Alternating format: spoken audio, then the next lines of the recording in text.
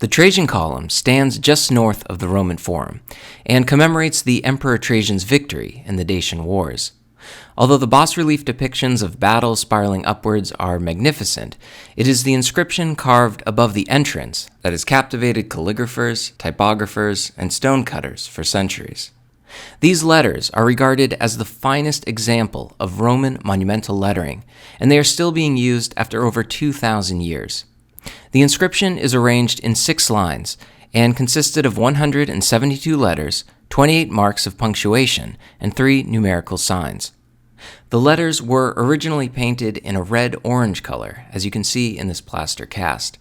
In 1936, an American Catholic priest, Father Edward M. Catich, was given permission to erect scaffolding to take photographs, measurements, and rubbings.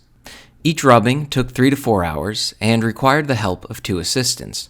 Before he died in 1979, Father Catich made 8 complete full-length rubbings and over 60 partial rubbings, which he would sell to individuals or institutions.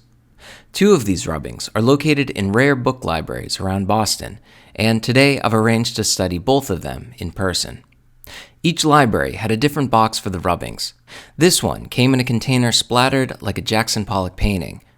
The other was in a more formal blue case, but upon closer inspection I realized that they had misspelled his middle initial. It was really exciting to see them unroll each section of the Trajan column onto long tables. Seeing the rubbings up close really helped me understand the scale of the inscription. The majority of letters are over 4.5 inches high. Each one was painted by a master draftsman and then skillfully carved by a stonecutter. Of all the photographs I've seen of these letters, nothing compares to seeing them with your own eyes.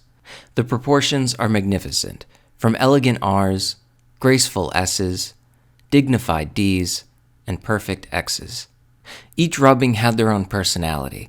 One had a lot of empty space between the letters, while the other was more full. In the bottom center, you can clearly see how the inscription was damaged when a small gable was built against the face of the column base, destroying 7 letters of the 6th line. In this blank area, Father Catich signed and dated when the rubbing was taken. One of the reasons I wanted to study these was to take accurate measurements to create my own replica of these rubbings. Rulers, unfortunately, were not allowed in both libraries, so I made a makeshift one from a piece of paper and measured the width and height of every letter, the space between each line, as well as overall height and width of each section. I then took high-resolution photographs of all the letters. Back in my studio, I converted my measurements to millimeters, chose my favorite photos from the 2 rubbings, and then combined them in Photoshop, carefully resizing each letter to those specific dimensions. Because Father Catich used 6B powdered graphite for the rubbings, the images were rather faint, so I decided to heighten the contrast to make the letters more legible. I now had an extremely accurate digital file of the rubbings, which I sent to be printed in full size. When I enrolled it for the first time in my studio floor, I was so pleased with how it came out. The replica was printed on really sturdy vinyl, so it won't rip, and the material was very white, which made the letters stand out beautifully. I had 3 metal grommets added to the top so I could hang it up, and there was this really empty section in the back left corner of my studio where it fit perfectly. I can now look at this every day for inspiration as I carve. Although I heightened the contrast to the original rubbings, the size and shape of the letters and layout are exactly the same, making this extremely close to what the Roman inscription actually looks like. As far as I know, this is the only life-size replica of this kind, and I put so much work into digitizing it, I figured I would add a little inscription of my own underneath the one written by Father Catich. If anyone is interested in purchasing one for yourself or a school, just get in touch and I'd be happy to print more.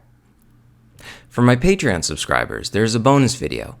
While researching the Trajan column, I came across some really rare books written by Father Catich that I'd love to share.